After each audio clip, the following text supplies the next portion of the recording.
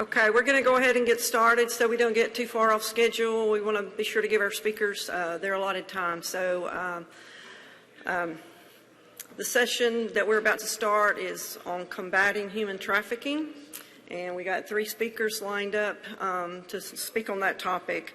And Kylla, I have to tell you, I debated whether to put this topic on the program this year because when you spoke for us last time, it was just so hard for me to listen to.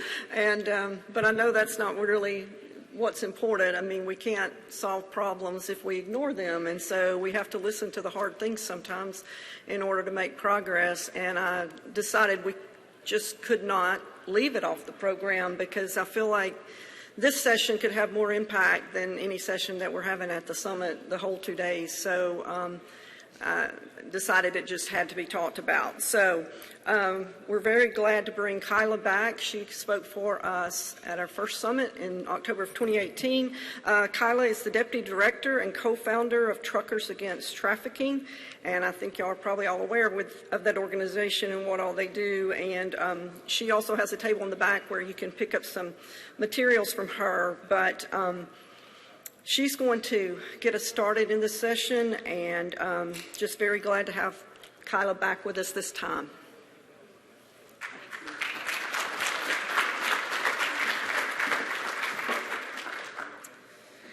Okay, so I know a lot of you in here. I'm working with a lot of you, which is fantastic. So we're going to not belabor the human trafficking stats, but I do want to go over a little bit, and then we'll get into how we've been working with state agencies and some of those really great success stories. So obviously, we know that human trafficking is the exploitation of human beings through force, fraud, or coercion, either for the purposes of the commercial sex industry or labor trafficking. And it is, there are over 40 million people enslaved in the world today. That is predominantly labor trafficking, then sex trafficking, organ trafficking, where they're taking people, harvesting their organs, and then selling those organs on the black market to the highest bidder. And then you have child soldiers. So you have countries that have illegal wars going on. They don't have popular support, so when their armies get depleted, they go into villages, kidnap the children, and conscript them into their armies. It is a $150 billion annual industry. So what is the main motivator of traffickers, ladies and gentlemen? Money. Yeah, it's a greed operation. Former teacher here, so I ask questions. I know, so scary. But it's a greed operation. They're going to where the money is, whether it's that small business owner that recognizes she can make more money on the T-shirts she sells if she doesn't pay her garment workers, or that street-level pimp running 2 or 3 girls, very low overhead, very high profit margin, or that big transnational crime organization that's running guns, drugs, and people. They're going to where the money is. It's happening in all of our states, including D.C. The National Human Trafficking Hotline has received calls from each of our states for both labor and sex trafficking. And we know that thousands of children are at risk for being trafficked. And these are kids that are coming from abused homes, out of foster care, kids from middle-class, healthy families. It literally can be anybody. If you have a vulnerability, traffickers are seeking to exploit it. And so we know that young people have vulnerabilities just by being young.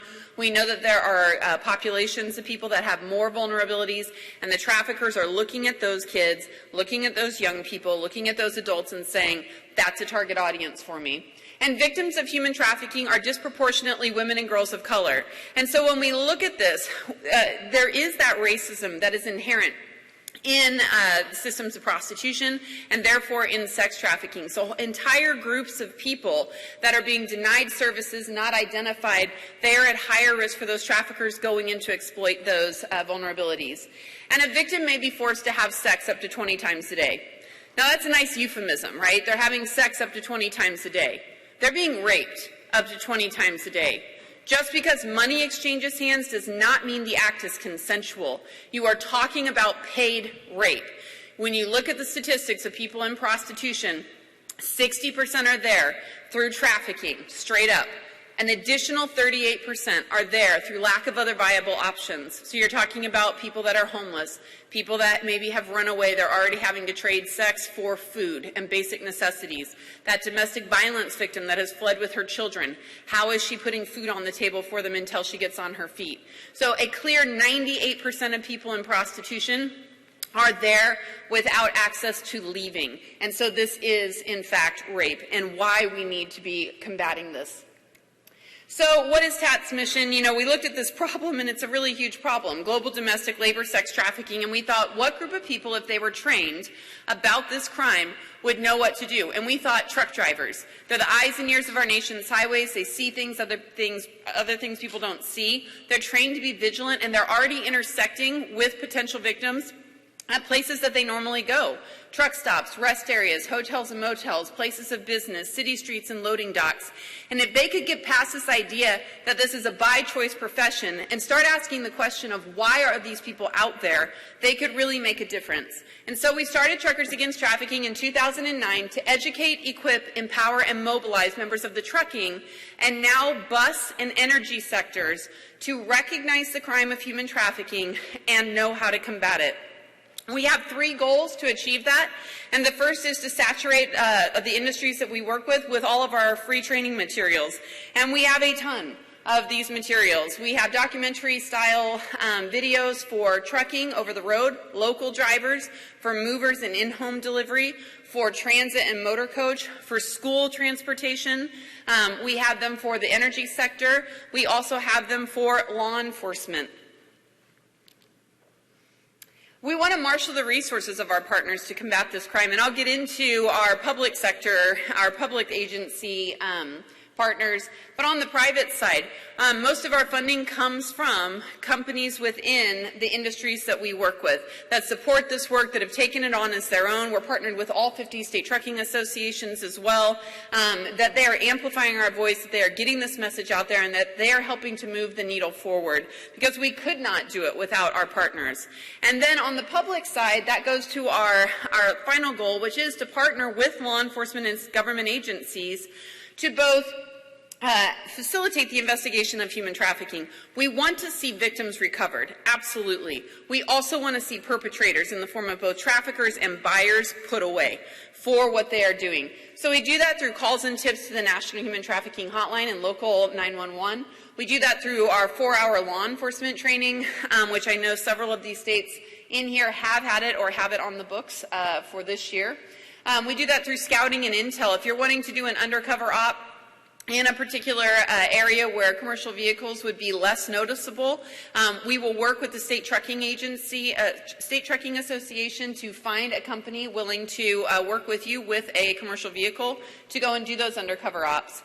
We have coalition builds where we bring together public and private sector individuals, and we have a 4-hour boots on the ground meeting to really come up with local initiatives to close those loopholes to traffickers. And then we have the Iowa MVE model, which I'm going to talk about mostly here.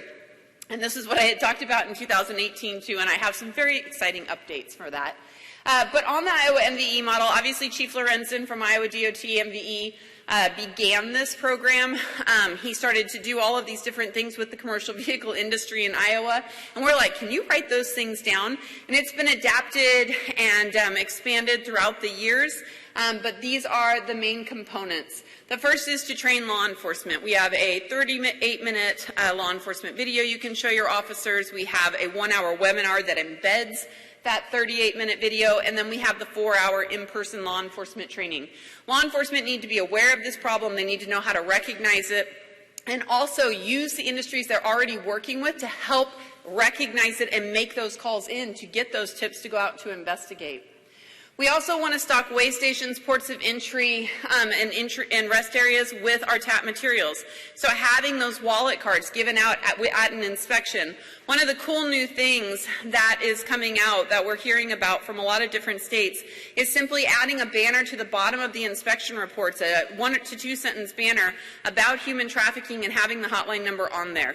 Just giving that little bit of information, you're not just touching the driver, you're also hitting the safety directors who receive those inspection reports back at their desk, so you are affecting change that way. Distributing the Tatter Bottle wallet card with CDL issuance and renewal. A lot of the DMVs are doing this. This is a fantastic way. You think about a bus driver, a school bus driver coming in to get their license for the first time. This might be the only time they ever hear about human trafficking is when they receive the school transportation wallet card. or that transit vehicle. We know from studies that Polaris has done, they run the National Hotline on Transportation, how many victims are transported through our local transit systems, how they use buses to escape their trafficker, things of that nature. If every bus driver was trained on this, we would see more recoveries of individuals. And then, of course, our truck drivers, who are proving that this model works. They are recognizing the crime for what it is, and they are calling it in. We also want people to visit truck stops and trucking companies with those TAP materials, urging them to train employees. That's not your job to train them, but giving it to the managers, asking them to hang up the signage, the posters that we have, asking them to train their employees. Likewise with the bus terminals and bus companies, giving them our bottle, our busing on the lookout materials, and encouraging them to train. You're going to get more calls to investigate that crime when there is more awareness. And incorporating TAT training into CDL curriculum and/or mandatory safety trainings. A lot of you guys do safety audits of trucking companies, of bus companies. We have one-pagers that can go out if you're doing desk audits, but we also have little trailers of our videos that you can just add into your PowerPoints when you go and do presentations to these companies.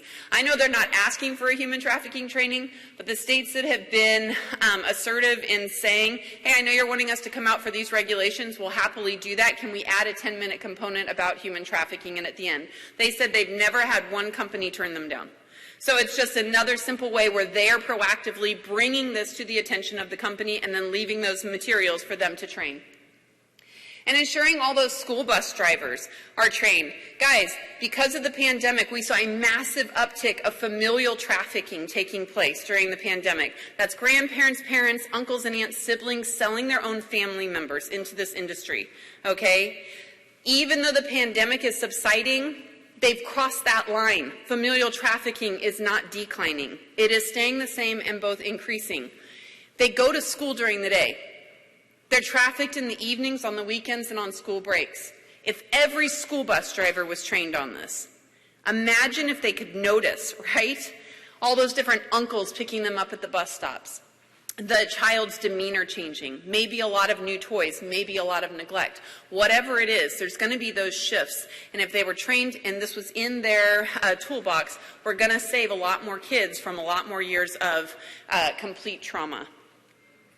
And then spreading awareness about TAT and bottle via multiple channels. If you have any type of commercial vehicle industry event, bring some TAP materials. I go to Calexico every year that they've had industry days with CHP. It's about 7 or 8 states that take place there. What was so encouraging, the first time I went to Calexico, he's like, here's your table. I walked around to all of the other tables and it was all state patrols. Every single one of them had our materials out. I was like, I don't even need to be here. Like, they were doing exactly this. They were taking that opportunity to raise awareness, to get that message out with their commercial vehicle partners. And that's what we're talking about, because the more awareness leads to more calls, leads to more victims being recovered and more perpetrators being arrested. And I've got some success stories to that end. This is my good news. When I was here in 2018, the vast majority of the states in this region were not filled in on this map. They were either partial implementation or zero implementation. I would just like you to look at your states now. You are all filled in to a degree. And we are in talks with Texas, okay? So they are the last gray state. But all of your states have either moved to partial or full implementation of the model. You've also, a lot of your states have brought us out to do in-person law enforcement training as well. So this is incredible, incredible progress. And that if you are one of the states that's in partial implementation, I have your state reports. I can talk to you about what last element. Most of them are just like one element away from full implementation. So we would love to see this all dark blue. So we have moved this model since 2018 from 25 states total implementation, and only 5 of those were full implementation at that time, to 49 states implementing the model, with 36 of them having adopted it in full. So you guys, I give you a round of applause for that. Thank you so much for making this a priority, for saying that you care, and for acting on it. I know that's been the conversation. What are the actions that we're going to take? You're not just saying that's terrible, we should do something. You are doing something about it, and I thank you for that. And I really love these summits. I have to say thank you to FMCSA for funding them. Thank you for holding them. These are some of the greatest places to network, meet people, and really bring about that change. And I'm going to talk about some of our partners that came out of the 2018. But Rhonda put me in touch with the Northeast region. We had similar results when we attended that summit at the end of 2019 as well. Just incredible networking opportunities. So thank you for these opportunities to present. With the Commercial Vehicle Safety Alliance, we started the Human Trafficking Prevention Program. That was adopted at the end of 2020. And so we've had quite a number of meetings since then. This year, in January, we had the very first International Human Trafficking Awareness Initiative. 30 jurisdictions in this country participated in that. About half of the states in this region participated, and we're hoping the other half of the states will participate next year. 3 provinces in Canada also took part in this, and Mexico had a national footprint with getting this message out with our partners down there and the Guardianes del Asfalto curriculum, which is a TAT model replication. So that's been very exciting to see. Another thing that has come out of the CVSA Human Trafficking Prevention Program has been a further adoption of the Iowa MVE model and a best practices manual, best practices beyond the model. A lot of really cool, innovative ideas that different states are doing to raise awareness about human trafficking. I know North Carolina purchased those message boards. They had asked if they could also put out some human trafficking messaging. That is amazing, right? Like, that is just another level of getting that message out there. Adding that banner to those inspection reports, that came out of that in those best practices. Wyoming created a license plate that could be purchased that raises awareness. There's just so many different ways, and that is available on our website. It's available, we can send it to you. And it's available on CVSA's website.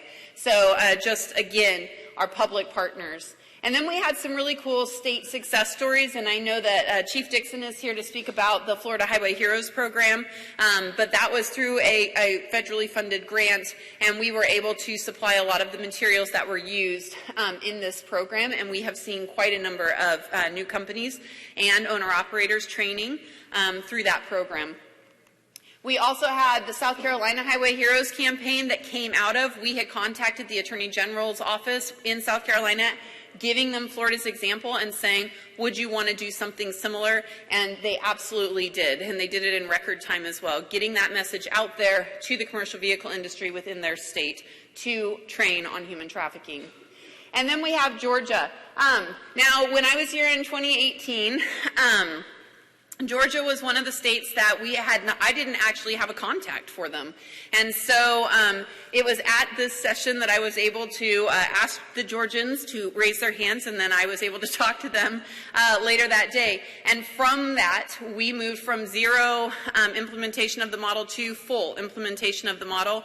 We conducted 4 law enforcement trainings in October of 2019 for over 300 officers within Georgia. I was working with Melissa Mims, and now I'm working with Kylla, who's going to be speaking as well, on just different ways, again, of getting this message out to the commercial vehicle industry within their states.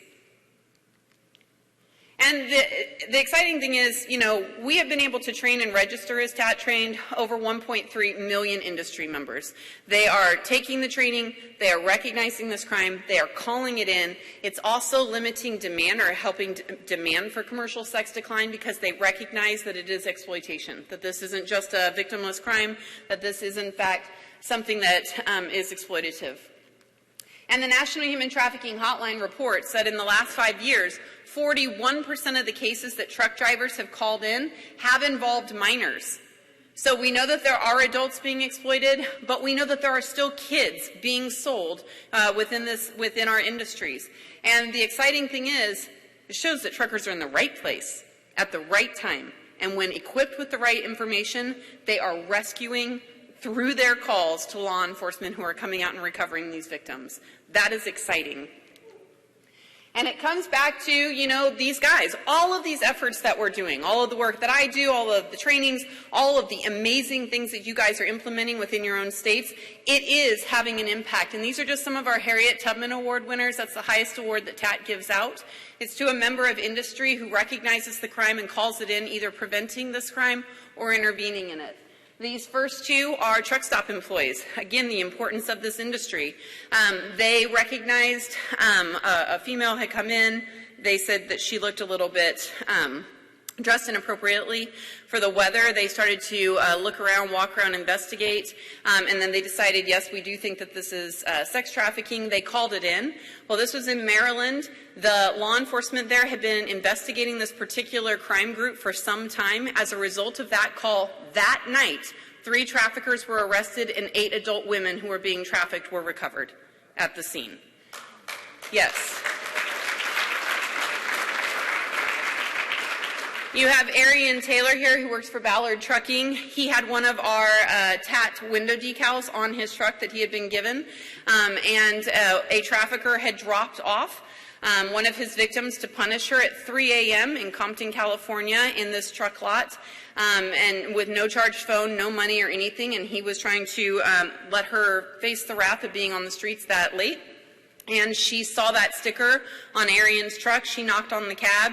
He rolled down the window. He said he saw that sticker, and it made him, because it was very early in the morning, he was tired, but it made him think twice. And he's like, hey, what's going on? Do you need help? And she told him what was going on. He helped charge her phone. He called the hotline with her. He stayed with her, gave her water until they were able to get a prepaid Uber to a shelter for that night. And then that next day, they had an escorted bus trip back to her own state, so that she could be reunited with family. So he made sure that she was okay, gave her his cell phone number, and said, if you need anything, just let me know. That's a true TAT. You've got, yes, Laren and Lauren from Lakefront Bus Lines, after taking our Busing on the Lookout training. Within a month of that, Laren recognized a potential trafficking victim. He called ahead to dispatch to Lauren. She called law enforcement. They pulled over that bus. An adult victim was recovered, and her trafficker, who was sitting in the back of the bus, was also arrested at the scene. And then you've got Kevin Kimmel, who I know you probably have heard about if you've ever heard a TAT presentation. He had pulled his truck into a truck stop in Virginia in January 2015, and he had noticed an RV that was parked out back. He said it didn't look typical. It was beat up, had black curtains. He said men were going to and from that RV, knocking on the door, going in. He knew that something was off. He said another truck pulled in, obscured his view. He knocked on their cab, said, hey, watch that RV, I think something's going on. They said no, pulled their curtains in, and went to sleep. He got out of his truck, stood in front of his truck, and continued to watch that RV. At one point, a young woman peered out of the RV. She was pulled back. That RV, that curtain was pulled over, and that's when he called Virginia State Police, who came out to the scene. That woman was 20 years old. She had been kidnapped out of Iowa 18 days prior. They had been beating her, raping her, torturing her in horrific ways that I will not get into, starving her, and selling her for sex through ads that they were posting on Craigslist. And men were purchasing her and then coming to that truck stop in that RV to rape her. And doctors said, had that call not been made by Kevin, she would have died within the next couple of days due to the malnutrition and the extreme torture that she had suffered. That is the power of this program. That is the power of knowing what you are looking at and being empowered to make the call. So again, I thank you for your efforts, because you are putting more of these drivers out on the street that know what they are seeing and that are calling those in. And I thank you for enforcing it. And that is all I have.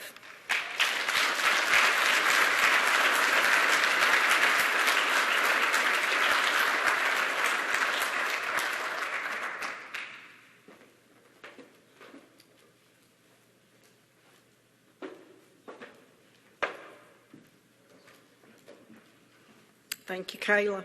Kylla's coming next. Thank you, Kylla. She gets everybody's attention, doesn't she? She's a great speaker and very passionate, and glad you were so passionate about that topic and that you're getting some great results. So thank everyone. When I was starting the session, I forgot to say the other reason I said this had to be on the agenda is because it's such a high priority of FMCSA, as they've been saying themselves. And so we really do need to talk about this here today. So Kylla is next, and she is the CDL Human Trafficking Outreach Coordinator for the CDL Human Trafficking Education and Outreach Program with the Georgia Department of Driver Services. So as Kylla alluded to, Georgia from last time, so we're going to let Kylla talk to us about what they're doing now. So let me just get this out for you.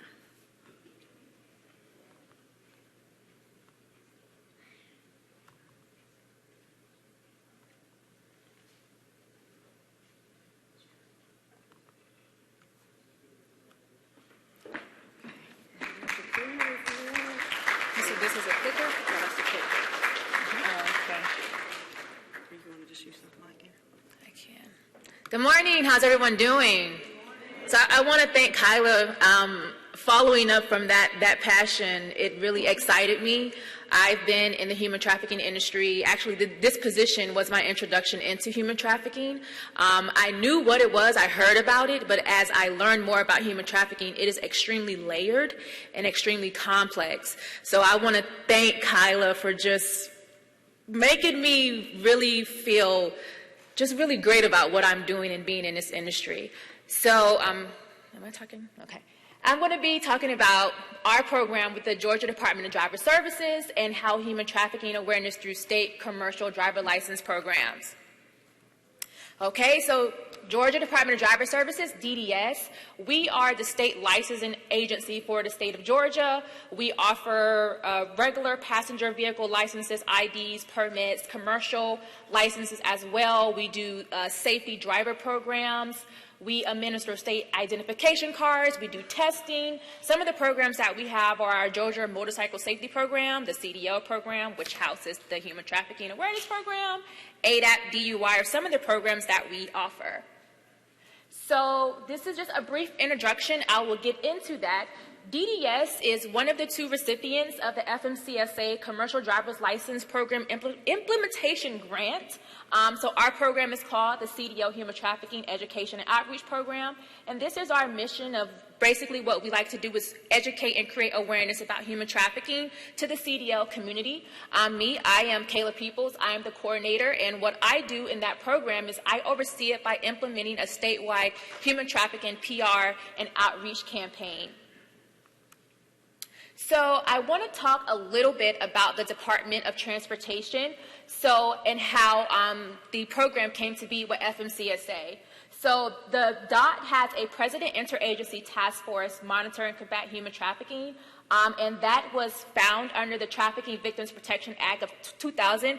I want to say that the Trafficking Victims Protection Act of 2000 was the United States' first comprehensive federal human trafficking law, if anyone didn't know that. So with the DOT, it founded the Transportation Leaders Against Human Trafficking, and what that foundation does is that what creates the transportation, puts the transportation into the light of human trafficking and how it engages with transportation stakeholders, trains, airplanes, CDL, taxis, ride shares now with Uber and Lyft. It brings all of these transportation stakeholders together to facilitate awareness about human trafficking.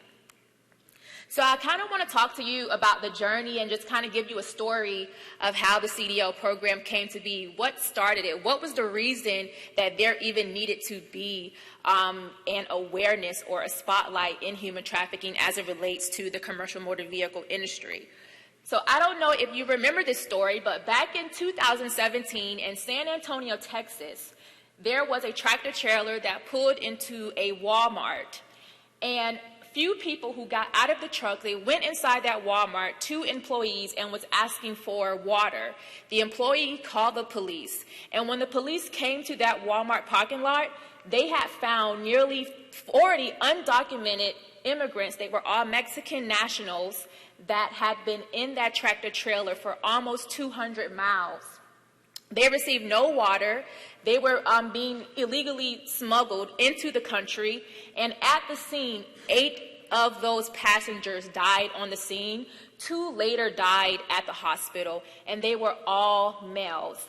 And like I said, they were almost 200 miles into the trip when they arrived at Walmart. So because of that incident with that tractor trailer, the federal government, they had 2 laws, the No Human Trafficking on Our Roads Act, which added human trafficking as a felony that would ban an individual from life from operating a CMV. Prior to that, it was just alcohol abuse, negligent manslaughter, and drug trafficking. The next act that was a response to that was with the Department of Transportation, with them designating someone at the department to coordinate human trafficking awareness. They established a board of experts on human trafficking, and they authorized FMCA to have grant funds specifically for human trafficking awareness, and then FMCSA has to do an education outreach program. So the Combating Human Trafficking in Commercial Vehicles Act is how FMCSA was giving grant funds that was awarded to Georgia as well as the Louisiana Department of Public Safety back in the fiscal year of 2018. And as it says right there, our CDL, Human Trafficking and Education and Outreach Program, that's how it got started at DDS. And Louisiana Department of Public Safety had the human trafficking training. So in 2018, our Regulatory Compliance Department, the Deputy Director, and the CDL Manager were at this conference. And Kylla called them out as the state of Georgia not pretty much having any type of efforts into human trafficking as it related to truck drivers in the transportation community. So they went back, they spoke with the commissioner of DDS, Commissioner Moore, and we applied to the FMCSA grant. So the 2 senators who wrote the bill were Senators Amy Klobuchar and John Thune, and they did the 2 bills for the Combating Human Trafficking Act as well as the No Human Trafficking on Our Roads.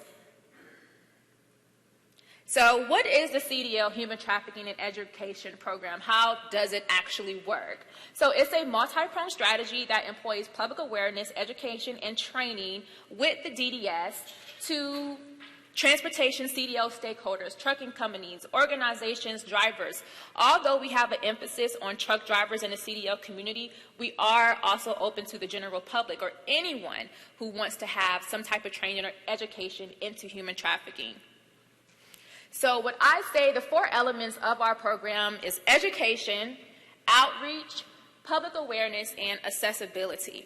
So going into education, developing and implementing comprehensive instructional effort designed to educate and train employees of the transportation sector. So when it comes to education, education needs to include both a general understanding of how human trafficking presents in the U.S. as well as globally, and how it presents in the specific transportation industry. So with education, you want to build a foundation of what human trafficking is, what is the legal U.S. definition of human trafficking, what makes human trafficking human trafficking. So in our training, some of the topics that we cover are types of human trafficking. What industries is human trafficking found in? Human trafficking is found in a lot of common industries that we come across on our day-to-day.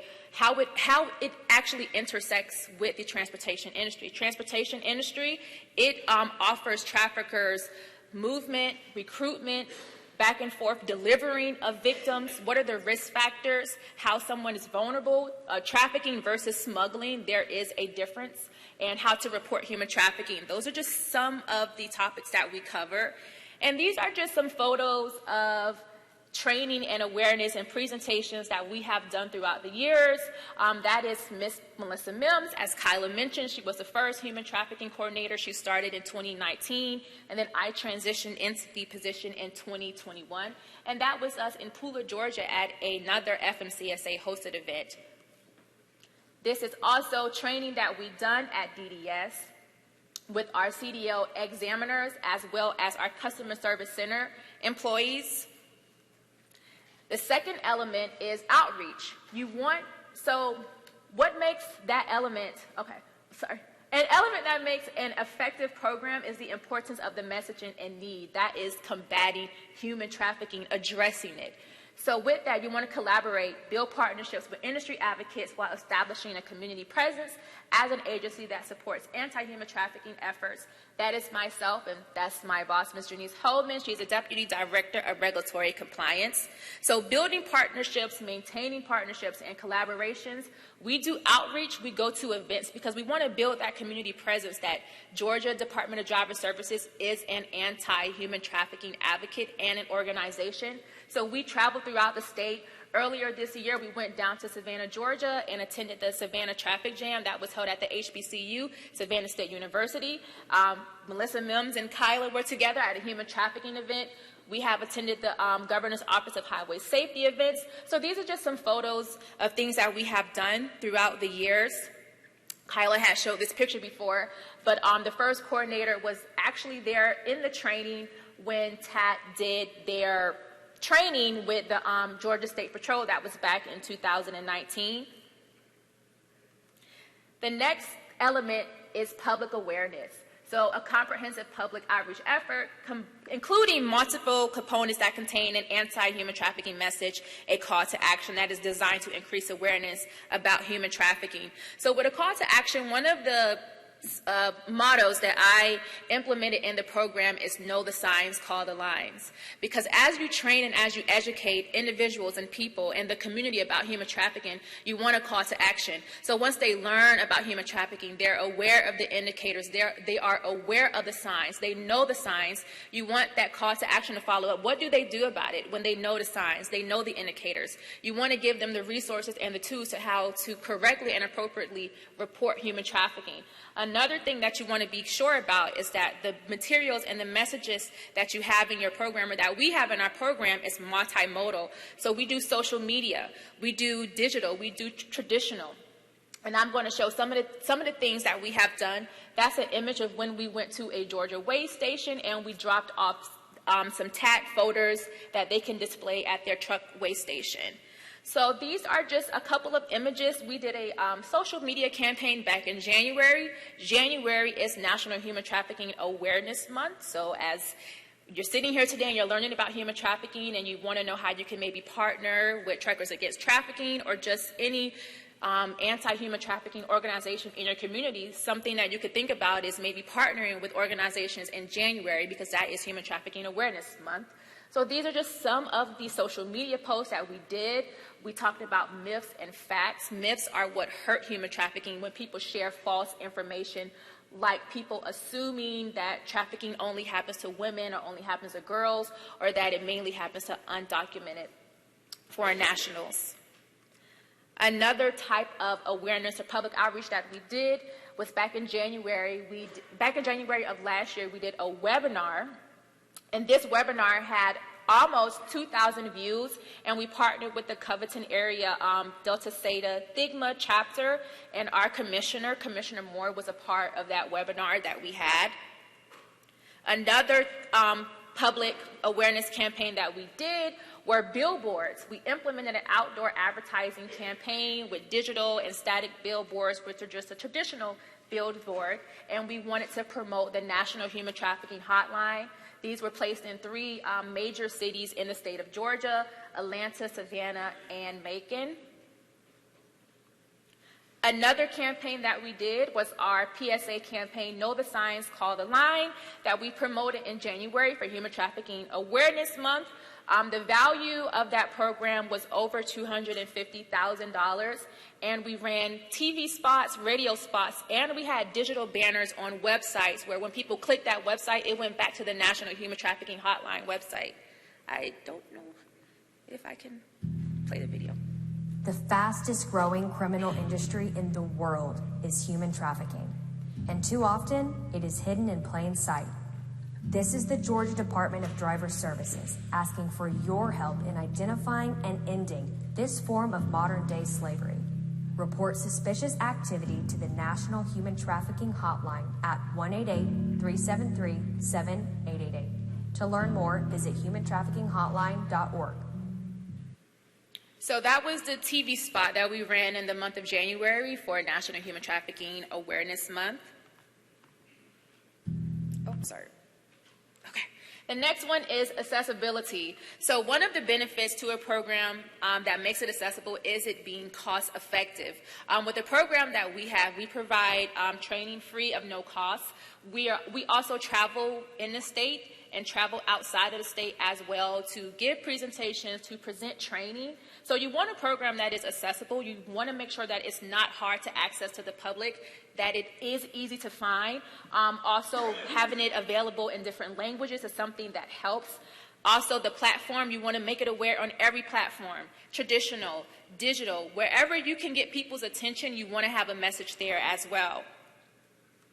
So these are just some of the accomplishments that we have been able to obtain since our start. Like I said, we started in 2018, but the first coordinator wasn't there until early 2019. So some of the things that we did, we were able to work with the Jackson County Board of Education bus drivers. We did a training there. We provided a lunch and learn training for the DDS employees where we implemented mandatory training for our DDS employees. 2020 is when we launched our On the Road to End Human Trafficking billboard campaign. We also provided human trafficking awareness indicators for our customer service centers, which are known as CESCs. That's also the year that we did our webinar as well. We also were featured on our DDS podcast to promote human trafficking awareness. 2021 to present, we have traveled more throughout the state. We did our PSA, which was our radio, television, and digital component. We have traveled to conferences and led peer-to-peer discussions. Also, we attended the Truckers Against Trafficking Trailblazer meetings. So these are just some of the conferences that we have attended. Like I said, a part of being accessible as a program is that you're able to travel, you're able to go out of places. You're not limited to where you can go or how people can access you. We've been to Virginia, Miami. I've been to, I say this wrong, Mobile? Okay, I'm sorry. I was corrected the entire time I was there. We went to the AMBER conference as well. Some of the conversations that we have been a part of, Truckers Against Trafficking conversations, we are a member of the Georgia Criminal Justice Coordinating Council Human Trafficking Task Force. If your state has a task force, see how your organization or your agency can get involved. We have been a part of Faithful Action preventing workshops or conversations to discuss what ways we can bring awareness and attention in our community to human trafficking. So as our program outlook goes, we have upcoming public speaking presentations lined up for this year. Outreach events. Later in a couple of weeks, I'll be partnering with the Snellville Police Department in Georgia at a human trafficking awareness event that would be focused on families and children, bringing awareness there. I'll be there maintaining partnerships with industry stakeholders, collaborators, Truckers Against Trafficking, as well as the Highway Heroes. As she was talking about that, I thought I'd jot down what we can do to work with Florida and South Carolina. Once again, maximizing the spread of public awareness and just continuing to build campaigns and bring awareness to the human trafficking, anti-human trafficking as us being an organization as well. With our program, when we were awarded, when DDS was awarded this program, there was no other state that had this program. So there wasn't a template or there wasn't another agency that we were able to build off of or see what they were doing. It was the first. So we're in our 4th year. We're still learning. We're still growing. But we've been able to make hit some great points in the work that we've been doing as an anti-human trafficking advocate and as we continue to grow.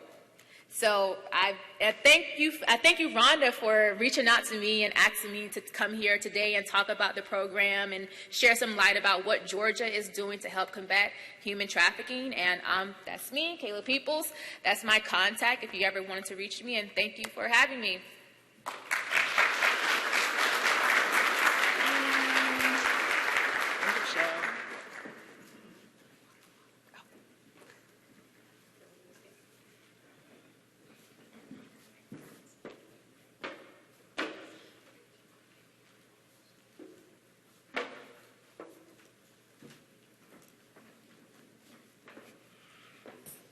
Okay, we heard from Georgia, now we're going to hear from Florida. We have Chief Jeff Dixon with us from Florida. Jeff is the Chief of the Office of Commercial Vehicle Enforcement with the Florida Highway Patrol. And I'm again, keeping the bios brief, but they're in your books and your mobile apps to get more information. But let me just get yours pulled up here.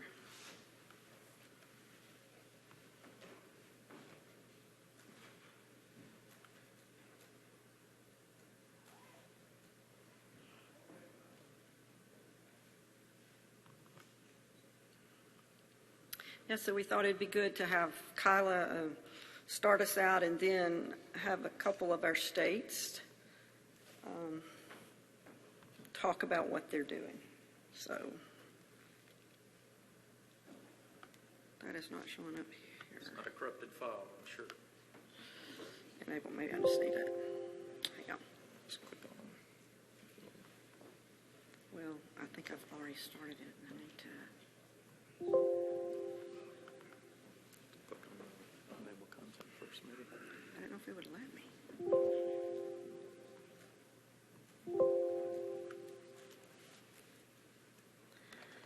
See that on the screen?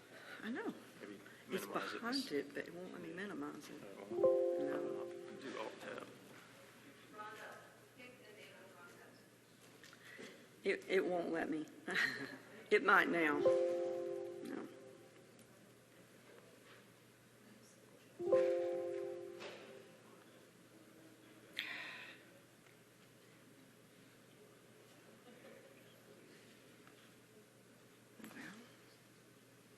Try escape, see what it does.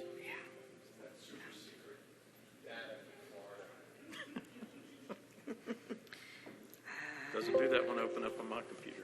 I should have done enable content before I went to share it. That's the problem. So maybe I'm gonna have to. You see it on there? Yeah, Maybe we can close it and try it again.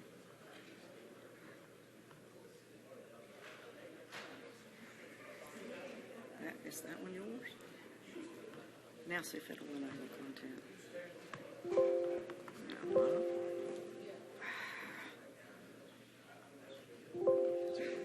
Any technical experts in the room? Jeremy, come here. I'll get Jeremy up here. Let's see. Maybe if I do. So let her get to that screen to. Okay, stop. It won't let you do that. Oh, Tried that 10 times. It won't let you do So anything. you see that up there? yeah. We need to Alt-Tab to You need that? to close it. No. I didn't know how to get to that. So, hang on. Let me do it here.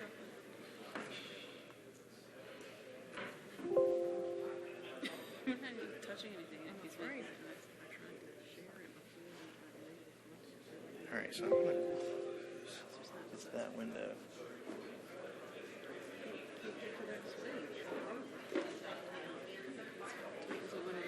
I'm just going to kill this. Yeah. I was trying to go to Task Manager to just kill. I couldn't close anything. All right.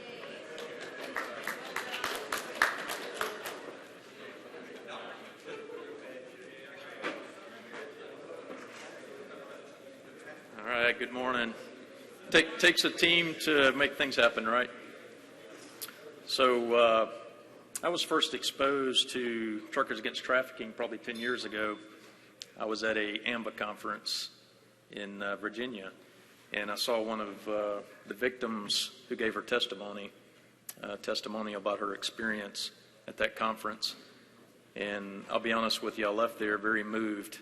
Couldn't imagine that someone in our society could be kidnapped and sold into slavery, and that human trafficking occurs in our country like it does. So had no idea a few years later that I have the opportunity to actually work with Truckers Against Trafficking and Ms. Kylla Lanier and her work. And I'll be honest, I'm truly impressed by your dedication, your commitment, and your passion to your work. So I know that you're saving lives and changing people's lives. So just really appreciate being a part of that. So I'm here today to talk about our Highway Heroes program. And I'm here on behalf of my boss, Colonel Gene Spalding, and with the Florida Highway Patrol, we're a division of the Department of Highway Safety and Motor Vehicles. So I'm also here on behalf of our executive director, Ms. Terry Rhodes. And I say that because they are strong supporters of this program, and they're believers in the effort to bring awareness to human trafficking and bring an end to this crime, make our communities safer, make our state safer, and create a safer Florida. So to that end, I'm here today to talk about our efforts in Florida to support the work of Truckers Against Trafficking and promote human trafficking awareness. So I want to kind of go through some of the points that Ms. Kylla mentioned earlier, but human trafficking is modern-day slavery. You know, and I kind of liken it a little bit to the homeless. You know, you see homeless people in your communities, and they're invisible. You know, you see them, but you don't really see them. And human trafficking, to some degree, in my mind, is like an invisible crime. It's occurring every day in our communities. It's occurring right in front of us at times, and we may not see it. To some degree, it's an invisible crime. And that's why awareness and education, I think, is so important.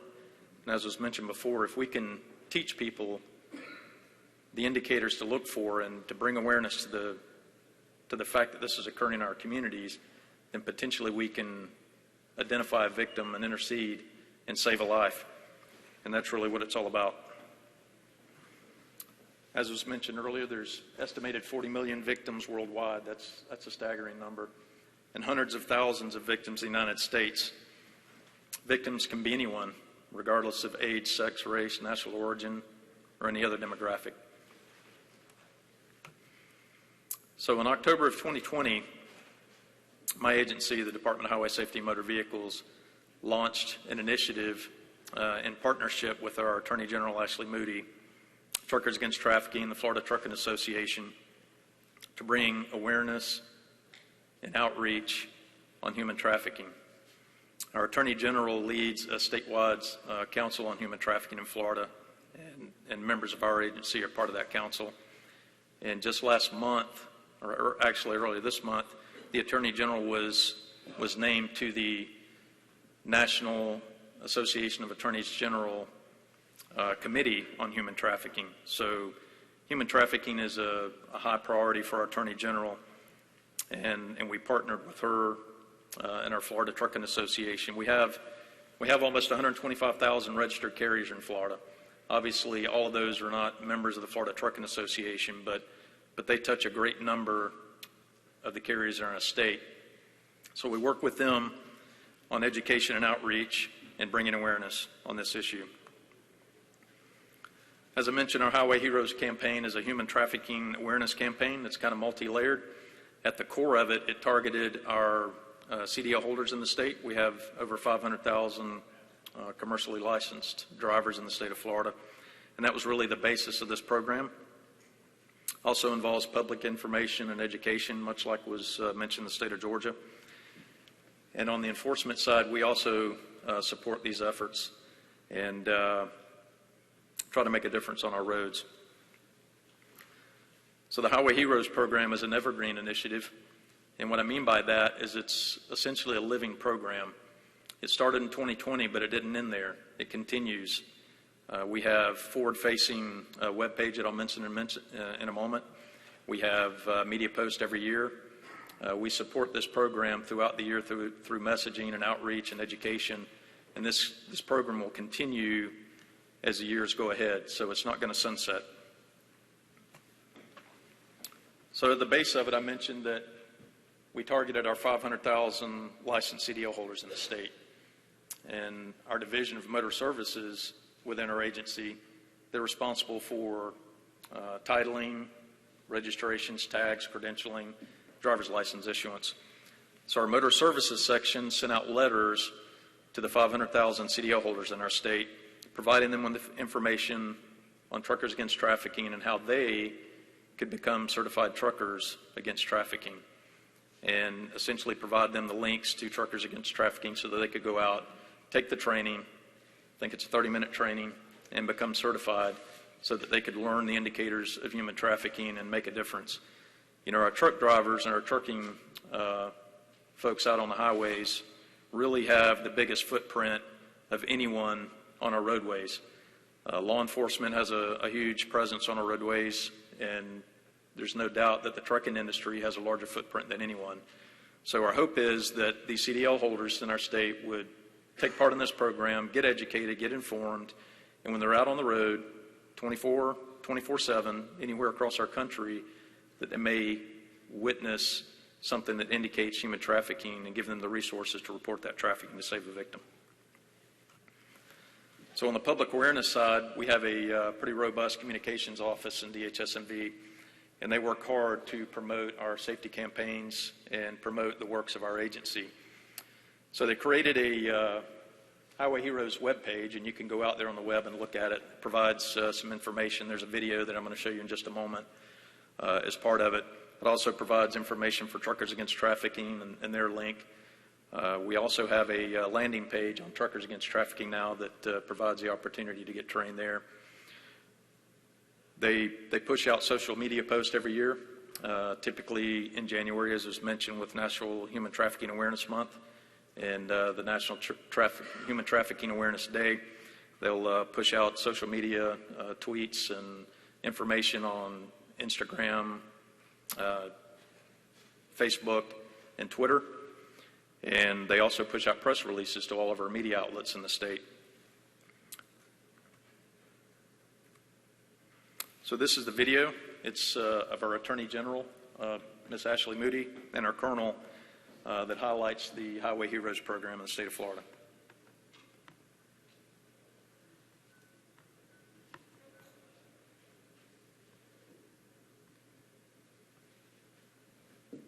I don't know if it's going to play or not, so we'll give it a try. Oop.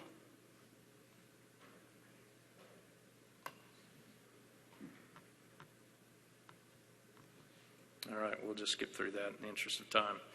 So if you go out to our webpage, the Highway Heroes, if you Google it, you'll find that video, and it's on the webpage there. You can see it. It highlights the efforts of our agency and our partnership with the Attorney General's office, and again, the efforts to communicate with our 500,000 licensed CDL holders. So each year in January, during the National Human Trafficking Awareness Month, our comms office pushes out statewide press releases, I mentioned.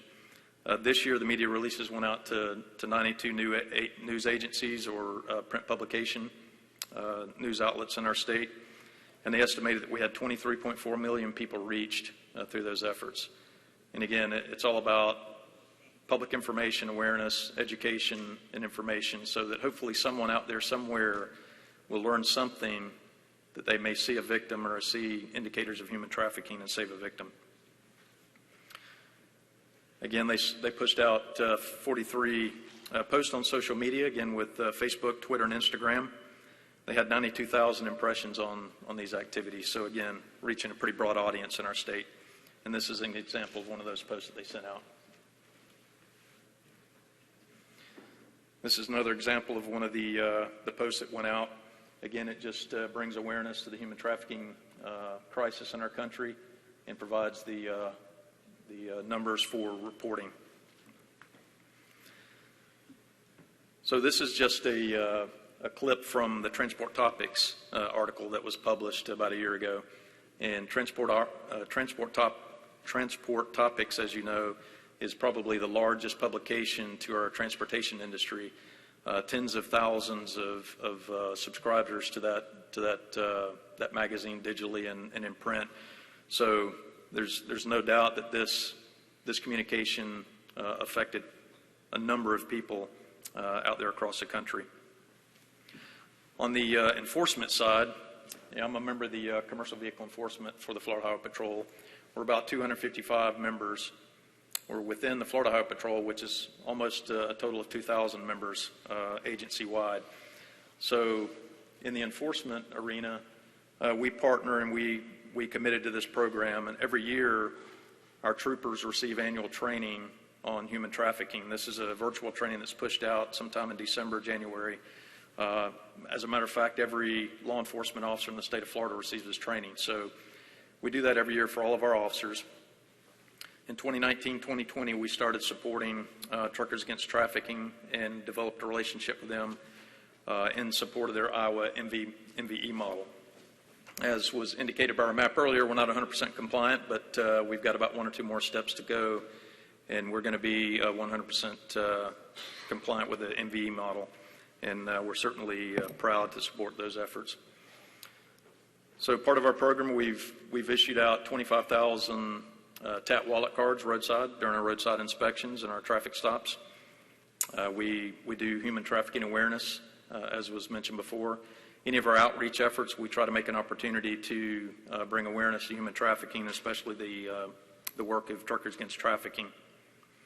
And this year, about 2 years ago, before the pandemic, we started communicating with Kylla to bring the human trafficking training, the TAT training, to Florida and train all of our CV members. Unfortunately, COVID hit, and it kind of put the brakes on that process, but we re-engaged this year. We've been having some conversations over the last couple of months. And in October, Kylla and her program are going to come to Florida. We're going to have 3 training sessions, one in Tallahassee, one in Orlando, and probably one down in the Palm Beach area. We're going to bring in all of our 255 sworn CVU officers. We're also going to bring in around 75 of our Highway Patrol contraband interdiction teams. That's our K-9 teams. We're going to incorporate them into the training as well, and also incorporate as many of the local troopers that we can to pull off the road to attend the training as well. We're going to open it up to the local sheriff's departments and local police departments, and hopefully we'll have a pretty good presence, and hopefully we'll have a pretty good showing with the training of the law enforcement in the state in October. As was mentioned before as well, we are in the process of adding the TAT information to our inspection. We talked to Kylla early this year and got her blessing, and we talked to Jeff Sanderson, with our FMCSA representative. We got the blessing from them to add the information to our inspection, so we're going to be doing that later this year. Every roadside inspection that we have, that information will be there for the driver and again for the carrier when it goes back to them. And then again, we participated in the 2022 CVSA Human Trafficking Awareness Initiative that was mentioned before, and we're going to continue to support that. This year on this initiative, the first one, we had 150 of our CV troopers out on the road supporting this program over the 3-day initiative. We conducted 700 CMV inspections during this time, and we issued out over 800 TAT wallet cards and window decals. And that was through our interactions with the truck drivers roadside. So again, promoting awareness, trying to bring attention, giving them the information where they can go out and be a certified trucker against trafficking and support this program. So again, our department, we continue to partnership with our Attorney General and Truckers Against Trafficking, Florida Trucking Association, and it's all about partnerships. We can't do anything alone. We can't achieve our goals and achieve success just by ourselves. So it's truly about partnerships, and it was mentioned yesterday. All of you in this room play a part in that, and we all have a small piece in the overall goal to end human trafficking. With 40 million victims worldwide, there's no doubt that we need to target this horrible crime, and we need to bring an end to human trafficking, and we need to target this in our communities. So I would encourage you, if you're not already associated with Truckers Against Trafficking, or if you're not already involved in the fight to end human trafficking, that you go out to their website, you talk with Kylla, you get engaged, you get involved. And if you want more information on our program, I encourage you to go out to the FLHSMV Highway Heroes webpage to get more information and resources. So with that, I'll leave it with you, and I appreciate your time, and thank you again, Rhonda, for having us here. Truly a great summit.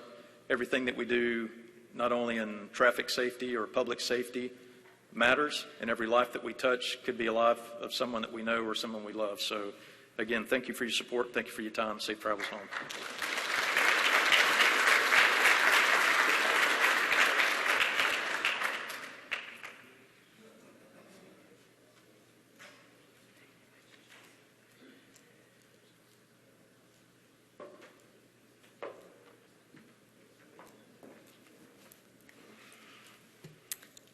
Let's give all 3 speakers another round of applause. That was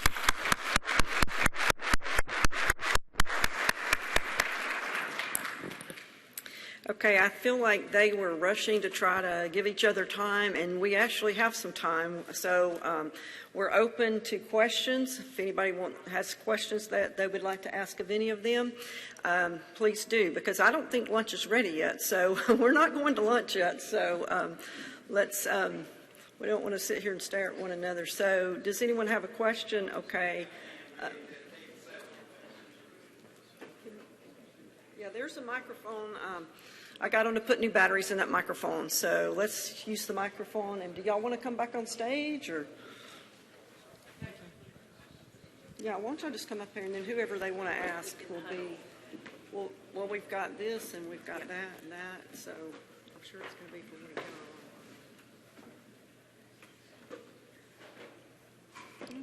you to who had the question? Okay.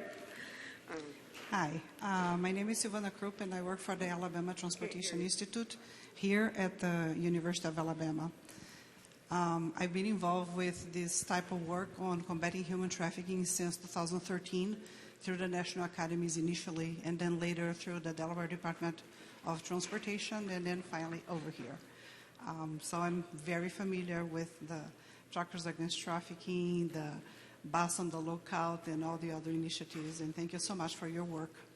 Thank you for your presentation also. It was very, very good. The question that I have is, when we understand that the trucks or the buses go through all different states and all different locations, one of the locations that they actually visit are other places of transportation. Just an example, if you need to take some type of commodities that are going to be used by restaurants at an airport, the truck has to get over there too. It occurred to me that some of these intermodal approaches are something that perhaps needs to have a little bit of help or broaden the discussion, because visiting these different passages from one mode to another mode, the information is not continuous. So airports have a wonderful work on this also, but I don't know exactly what happens when the truck or the bus takes people to a train station, to an airport or other places like that. Is there any idea of how you're going to link this type of initiatives so the flow of information is continuous? Is there any conversations on this regards? Thank you. Yes, the federal group, that the Transportation Leaders Against Human Trafficking, that is what they do. So that is trains, airports, trucking, buses, taxis, all of it. So it's all the transportation. They are having meetings. They do sign a pledge, and there are. But every state wants to do things differently.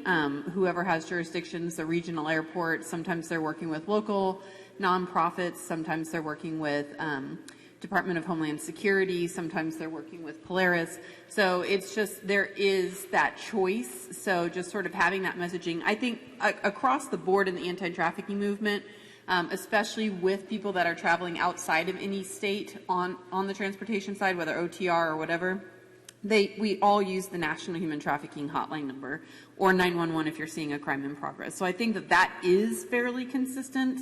And then state efforts within a state, a lot of states have a state hotline. And so that messaging is there. But I do think most of the messaging is fairly consistent, even if imagery is different. Can I ask one more question? One of the things that I've been looking at has been also the Federal Motor Carrier Safety Administration, FMCSA, funding that attaches the training to CDL. And my understanding, looking at what is being public, is that the majority of the states still didn't take advantage of that. It looks like, TAT has kind of like a very good leadership on all this. Is there any idea of how can we expect this to change in the upcoming months or years? So what TAT advocates for is at the CDL school level requiring an anti-trafficking curriculum component. So because that just sort of makes the most sense. They're already in schools, plug and play video, here's the information, give them the wallet cards, and we supply that for free. 12 states have initiated these types of laws. I will say a lot of legislatures around the country have lost a little bit of their appetite for anti-trafficking legislation. It's gone into pandemic reform, it's gone into racial equity, and so it has been a shift of priorities on these types of bills. But up until about the pandemic hitting, we were seeing a lot of momentum in legislation at the CDL school level. The industry does not want, as a general rule, more regulations on current drivers. And so TAT supports what the industry is looking at as well. So we do advocate for the CDL school level.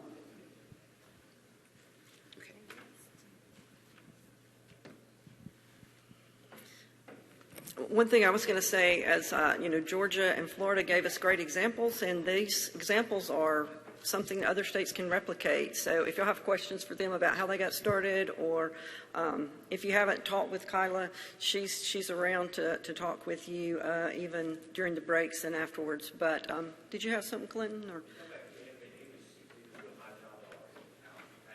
Oh, okay. Does someone else have a question or a comment they want to make? To the panelists or Kylla? I'm sure you have more you can say. If you we've got a few more minutes before lunch is ready. So.